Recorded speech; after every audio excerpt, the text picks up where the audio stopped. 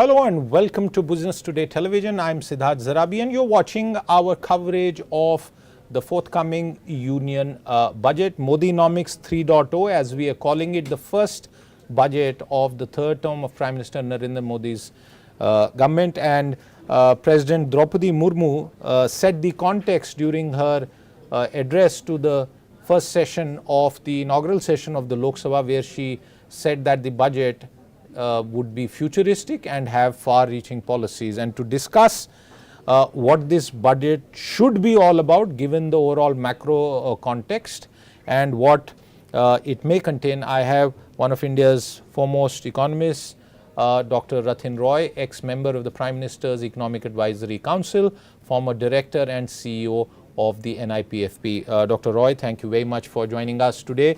The big question really, a reduced political mandate of sort for the BJP as the single largest party, but the NDA now in the driver's seat, third term outing for Prime Minister Narendra Modi, and a bunch of expectations that we've been reading and writing and reporting about over the past few weeks.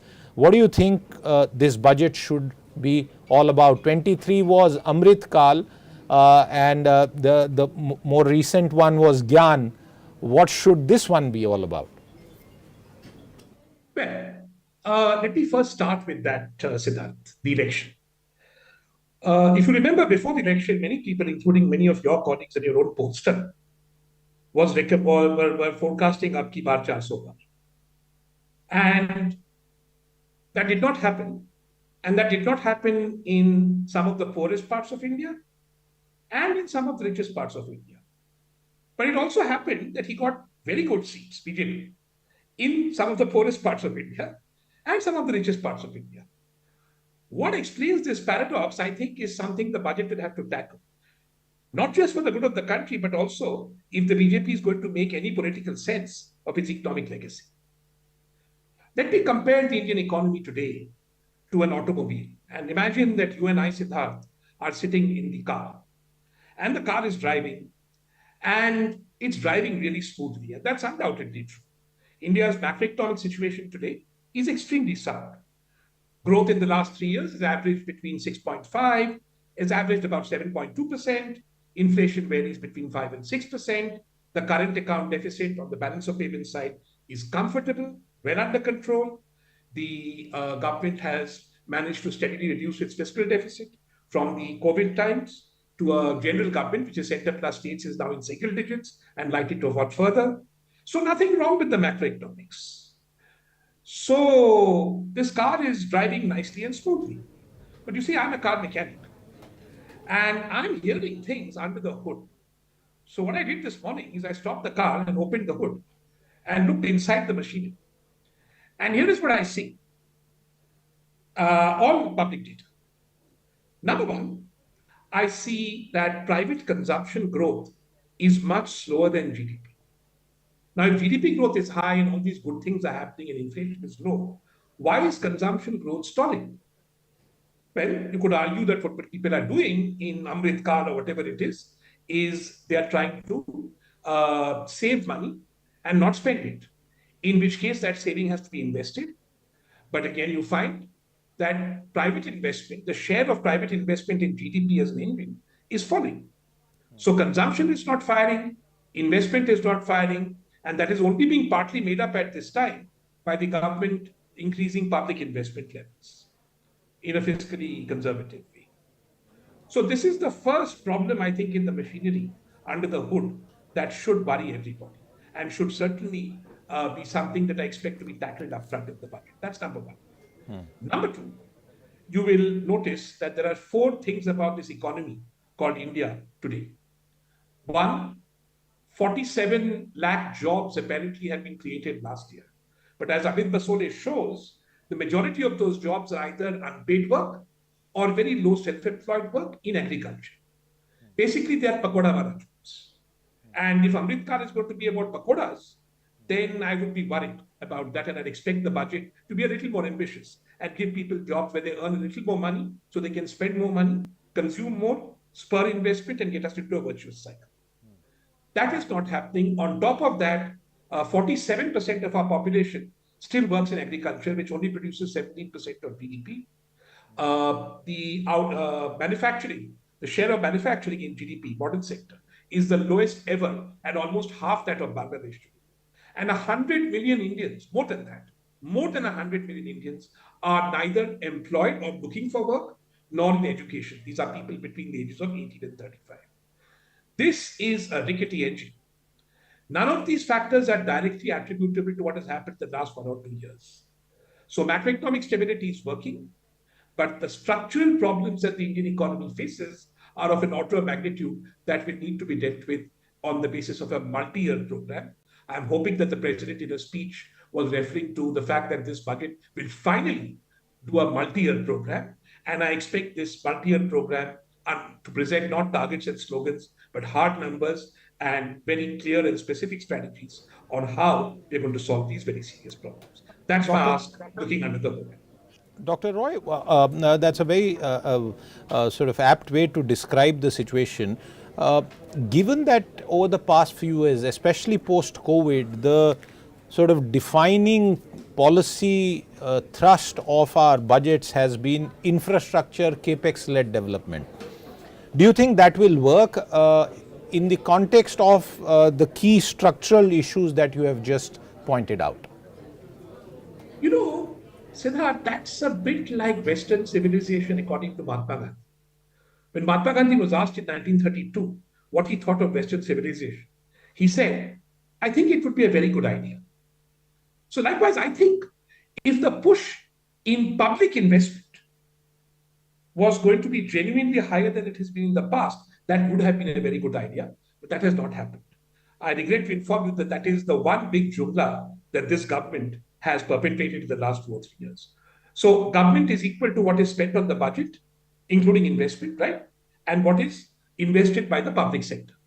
If you look at the central government, then total public sector investment, which is government plus public sector, is actually the lowest in any 5-year period since 2000. Motilal Oswal's chief economist, Nikhil Gupta, just released a note on this today. And I've known this for some time, now we have the hard data. So it is not that the central government is investing more. It is investing more on budget, but only to compensate for the fact that just like private investment, the public sector, the public corporate sector is investing less.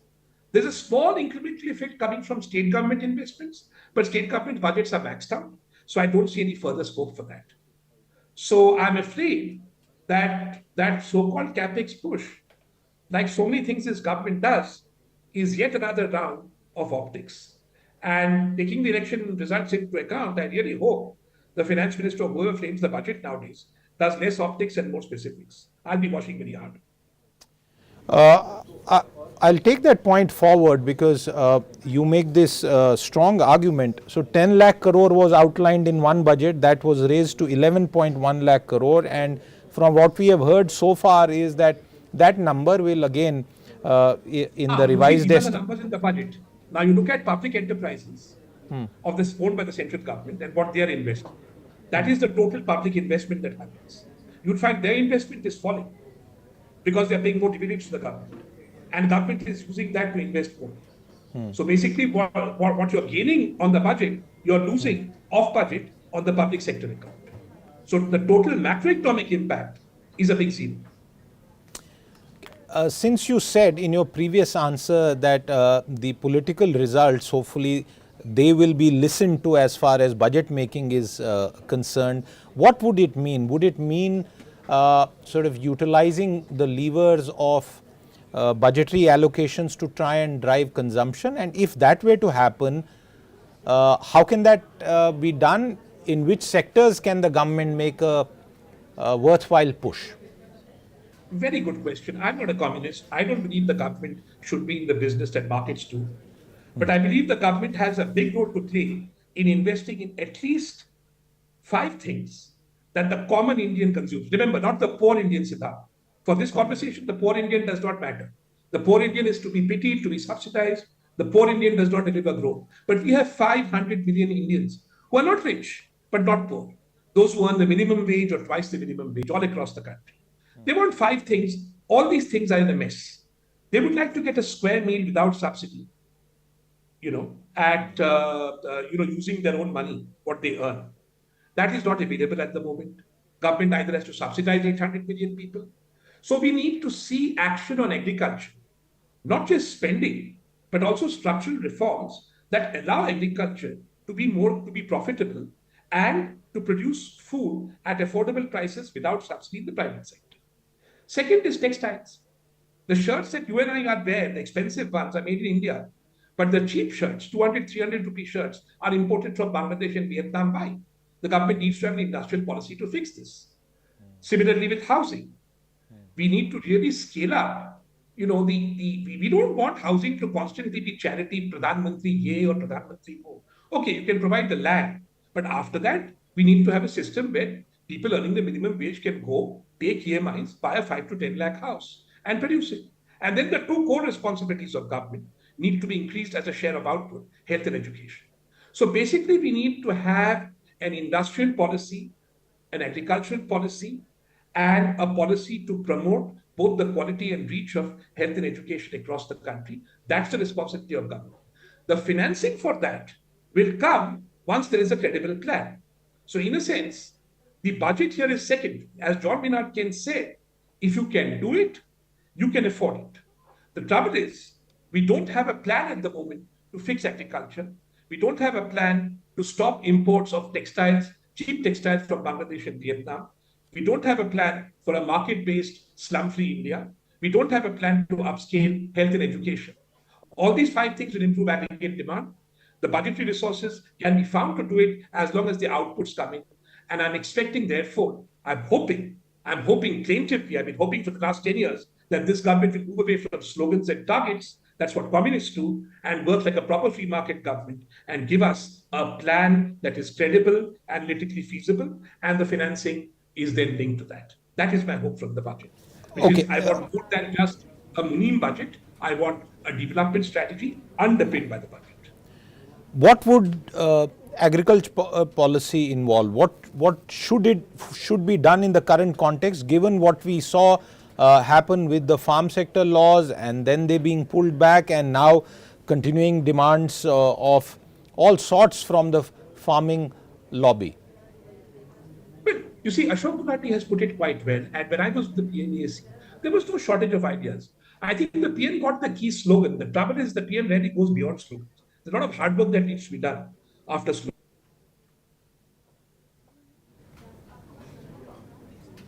Okay. Doubling farmers' income. Agriculture in India, they'll say grow more food, become self-sufficient. We have to move more to a market-based system where agriculture earns a rate of return, 10%, 50%, whatever. That would mean two or three things. That would mean offering a market proposition to farmers, where farmers are actually able to produce viably and commercially. And either by regulating credit or when onion prices go up, suddenly by importing onions, so that the selfish middle class continues to get its onions cheap. Or tomorrow tomato prices, fall and the farmer has to throw away tomatoes, but the government does not then intervene, and therefore the demand comes from an MSP. So I think we need a new consensus to move towards a profitable, equitable agriculture where farmers make money. Now, it's obvious that 47% of the population that's dependent on agriculture will not make money. A smaller proportion will make money, but a product that does well without subsidy will then release the kind of labor we need out of that sector to work in the other sectors also. So what we need is a commercially viable agricultural sector, less government constant daily interference, and I will tinker with MSP, but the onion prices go up and some middle class guy in Bangalore starts screaming from his 50 lakh flat, the onion prices are 100 rupees. I will start dumping imports of the Indian economy. That's not an acceptable political bargain. And the Prime Minister should know that. I'm amazed he doesn't. Okay. What about housing? Because affordable housing, which was spoken about a few years ago, I don't think it's even mentioned. All the advertisements that you see are for premium, for luxury housing, and prices are going through the roof. I'm sure that there's a bubble being created, although people in the industry say that, well, no, there's a structural shift underway. But the kind of suggestion that you made for houses that are affordable for the common man, what can the budget really do in this regard, Dr. Roy? I didn't get your question, but I think it was about affordable housing. Am I audible? Yes. Dr. Roy, I was asking you what Okay. needs to be So done let to me just provide a take push. urban. Yeah. I was asking you what needs to be done Why to give that a push push to right now? affordable housing. Yeah. Okay. So the biggest problem with affordable housing is something well within the control of the government of India. Why am I saying that? The biggest constraint to affordable housing is land, especially in urban areas, tier 1 and tier 2 cities. Otherwise, the cost of cement, bricks, etc. is the same, whether you build a house in Jorhat or Jabalpur or Mumbai, right?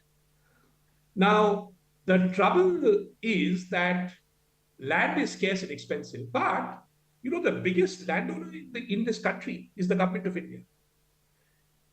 You need to have radical to release this land with a view to creating a slum-free India, and you can do it in 3 or 4 years. Whether you take the 4 cities you put up on that chart, Mumbai, NCR, Bengaluru, and Pune, in all those 4 cities, the biggest landowner is the government of India, not the private sector. Why is that land not being released for investment? If you look at Delhi, central Delhi, vast amounts of government land have been given over to the following institutions: the Delhi Golf Club, the Delhi Gymkhana, an Air Force base where there's an Air Force shopping center. If you go to Bombay, if you go to Colaba, you have the same story.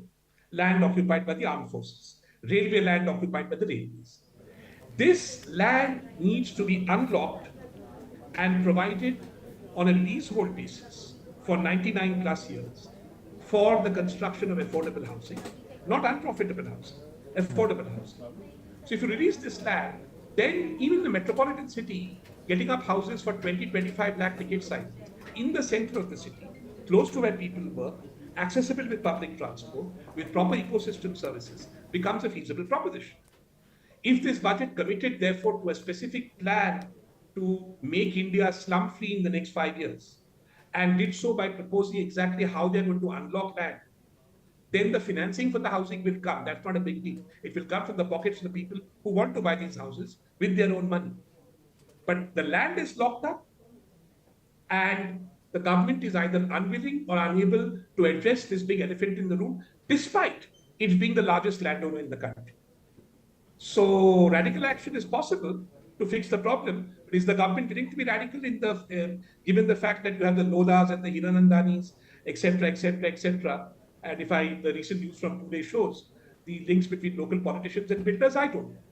But if the Prime Minister claims that he is above these things and that Amrit Kaal is coming and all that, then this is the kind of action I expect, not just talk. Talk is cheap.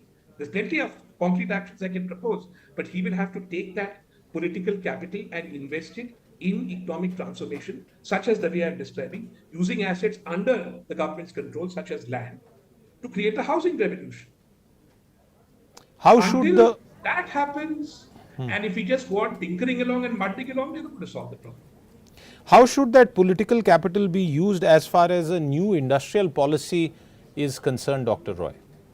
Well, let's take land. I want political capital to be invested in doing a deal with the army, with the armed forces.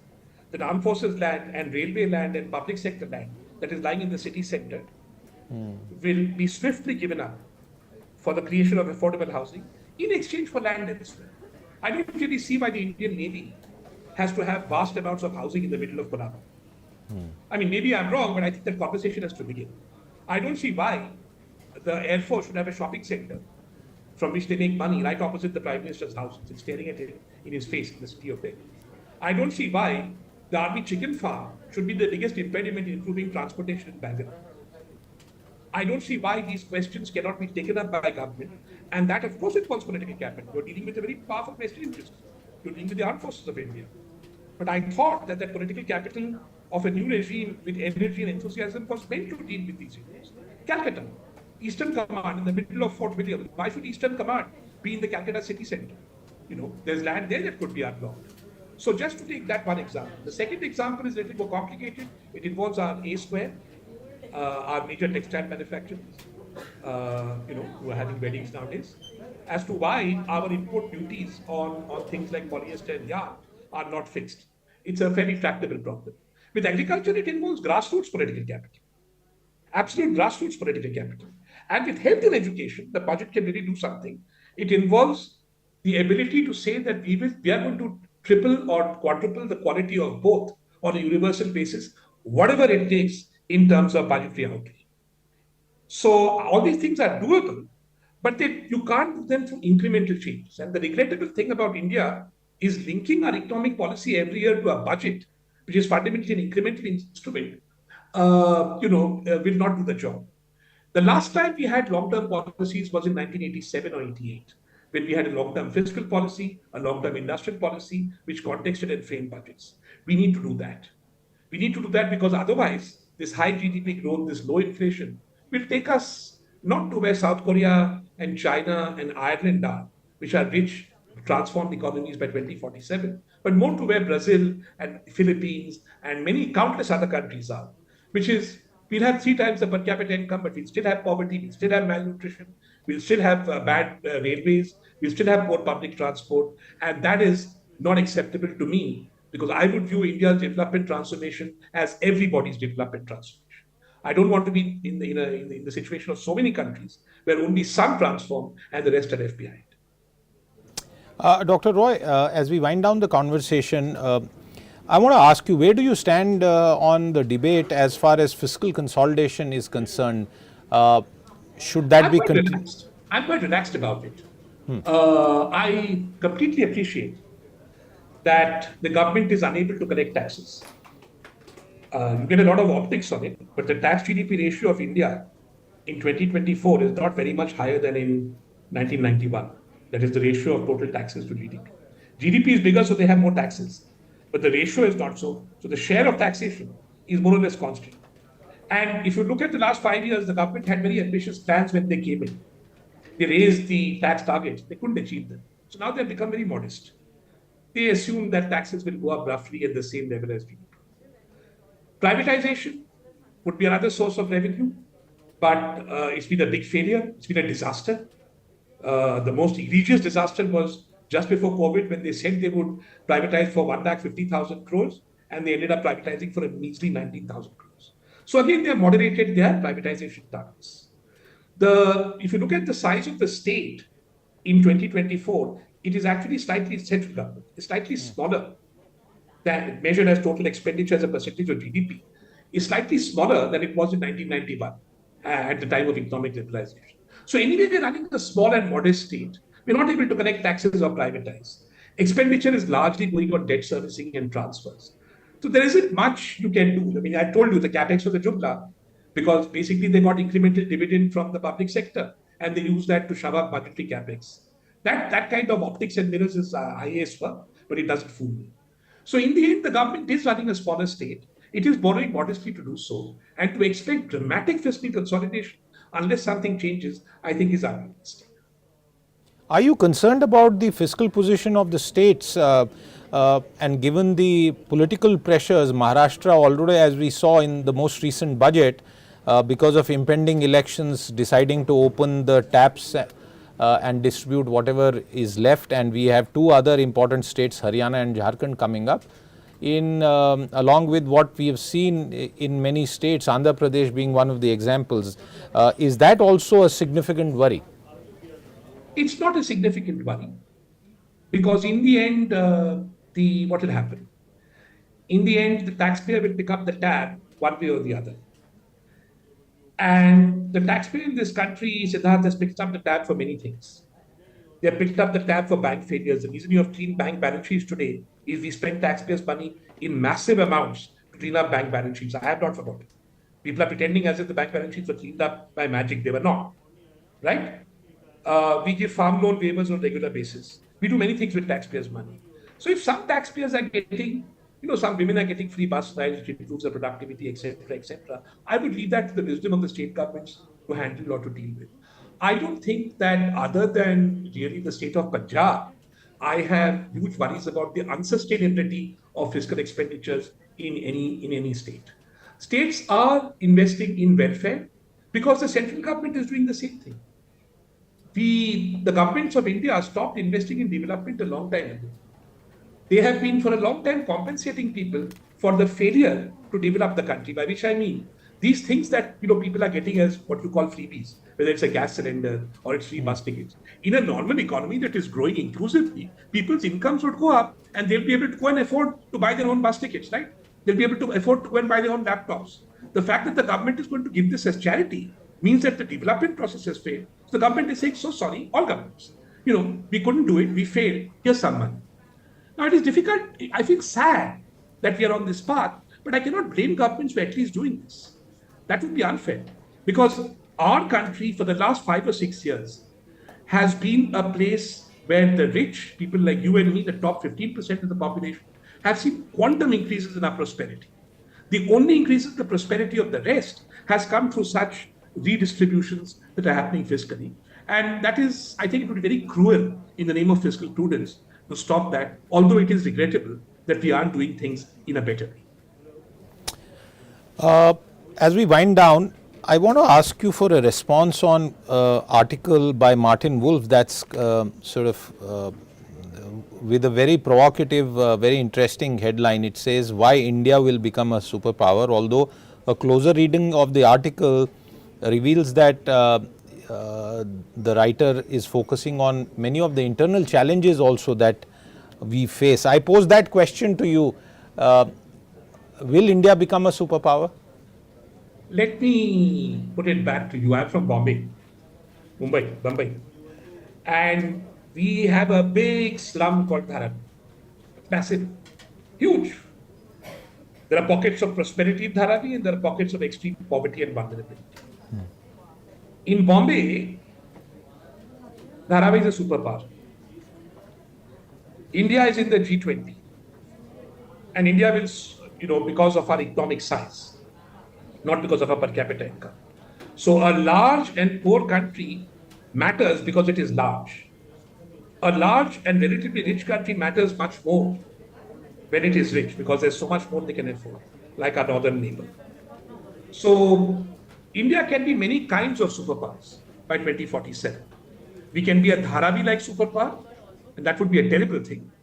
A large country with very rich people, but lots of poverty, lots of malnutrition, crappy public transport, all the usual things. It could be like Brazil multiplied by 3. And because we are Brazil multiplied by 3, of course, we will be a major economic power.